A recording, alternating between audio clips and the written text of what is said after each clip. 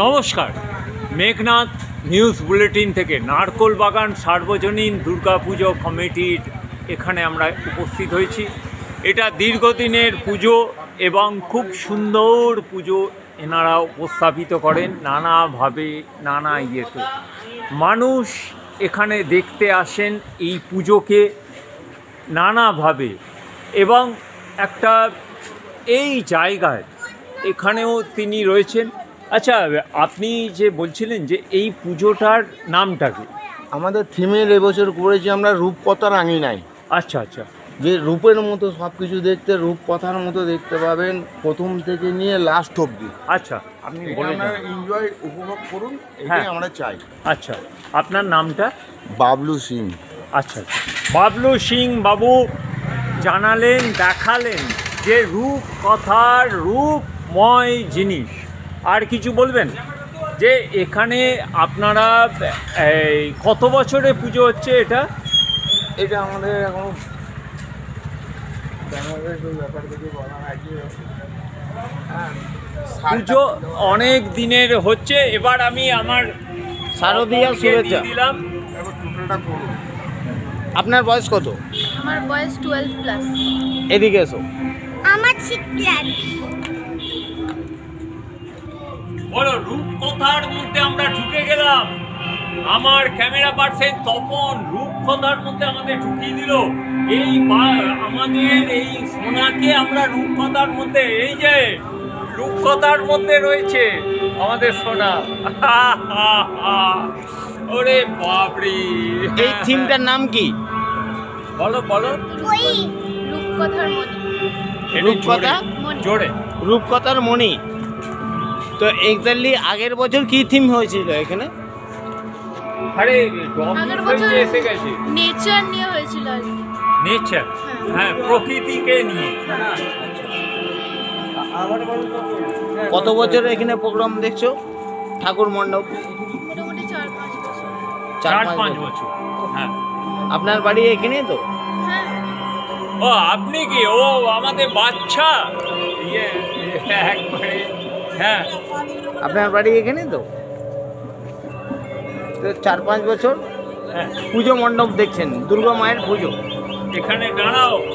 সামনে যা, সামনে।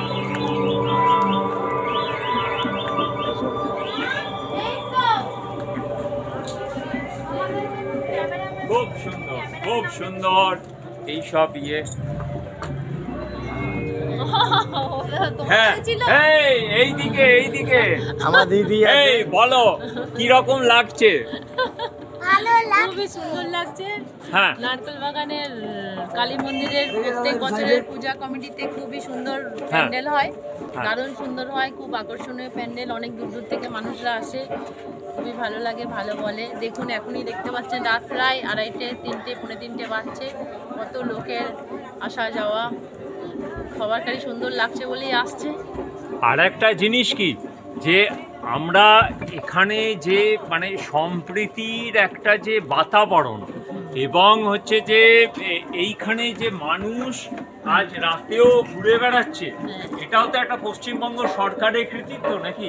একদম একদম হ্যাঁ, মাননীয় মমতা ব্যানার্জি, হ্যাঁ, এইটাই আমি বলতে চাইছি। কি বিষয়? অবশ্যই ওনার কৃতিত্ব। উনি অনেক হেল্প করেন, অনেক 1,10,000 টাকা করে দিয়েছেন সবাইকে, প্রত্যেক পূজা মণ্ডপকে দিয়েছেন। তার জন্য তো অনেকটাই মানুষের টাকাটা পাওয়ার জন্য অনেকটাই সেফ হয়েছে প্যান্ডেলটা করায়। অনেকে খুবই মানে সন্তুষ্ট, প্রত্যেকটা পূজা কমিটি সন্তুষ্ট। ওনার তো শুধু এটা অনুপ্রেরণা, ওনার সবসময় ভালো শুভ কাজ, সবসময় ভালো জিনিসের সাপোর্টই করেন। ঠিক আছে, মা মাটি মানুষ জিন্দাবাদ, মমতা ব্যানার্জি জিন্দাবাদ। আপনারা আশীর্বাদ করুন উনি যেন ভালো থাকেন, ওনার সাথে সাথে প্রত্যেকটা মানুষ ভালো থাকে। না, আর একটা বিষয় কি, যে এই যে আজকের যে মহা নবমী আসতে যাচ্ছে, এর মধ্যেও কোনো অপ্রীতিকর ঘটনা ঘটে। এর কৃতিত্ব কাদের? পুলিশের তো। এর কৃতিত্ব পুলিশ প্রশাসনের। আপনিও সেই ডিপার্টমেন্টে আছেন। আমি একজন প্রেস হিসাবে জিজ্ঞেস করছি যে এটা কিন্তু অনবদ্য, যে আজকে এই যে জিনিস মানে হচ্ছে কলকাতা পুলিশ থেকে ওয়েস্ট বেঙ্গল পুলিশ যেভাবে সহযোগিতা করছেন আজকের এই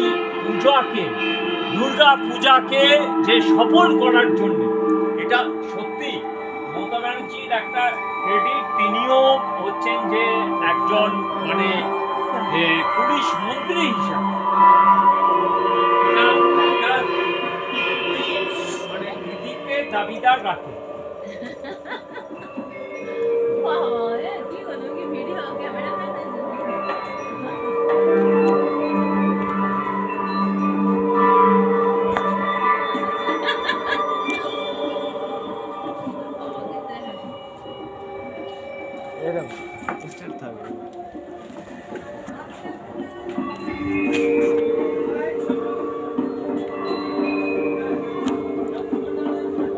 জামেদা না, পুরো ভিডিও চলছে এটা। আর একটু দূরে যাও বাবা, এইখানটা থেকে সুবিধা।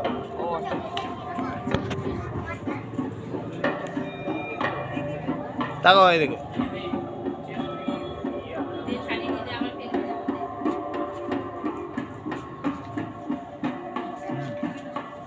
দেখুন, দর্শনার্থীরাও এইভাবে সব কিছু করছেন। একটা অনবদ্য প্যান্ডেল আমাদের এই নারকোল বাগানে, এবং এখানে এই যে পুজো, এটার মধ্যে রয়েছেন আমাদের মাননীয় আমাদের আজকের যে এই বর্ধমান ডেভেলপমেন্ট উন্নয়ন পরিষদের উজ্জ্বল পরামানিক মহাশয়, তাকেও ধন্যবাদ আমাদের।